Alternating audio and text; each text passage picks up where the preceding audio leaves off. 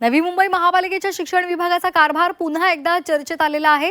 शाळा सुरू होऊन तब्बल 1.5 महिना उलटला तरी अनेक विद्यार्थ्यांना अद्याप गणवेश मिळालेला नाहीये असा आरोप होतोय। शिक्षण विभाग आणि सत्ताधारी भाजपकडून गणवेश वाटप सुरू असल्याचा दावा केला जात असला तरी नेमक्या किती विद्यार्थ्यांना गणवेश देण्यात आला याची स्पष्ट माहिती उपलब्ध नसल्यामुळे प्रश्न उपस्थित होतोय। कंत्राटदाराला पाठीशी घालण्यात येतंय असाही आरोप एकीकडे होतोय, तर दुसरीकडे या संपूर्ण प्रकरणावर सत्ताधारी आणि विरोधक या दोघांचीही चुप्पी कायम असल्याचं चित्र दिसतंय। विद्यार्थ्यांना गणवेश वाटप हे चालू आहे, आपल्या माहिती करतो सांगतो।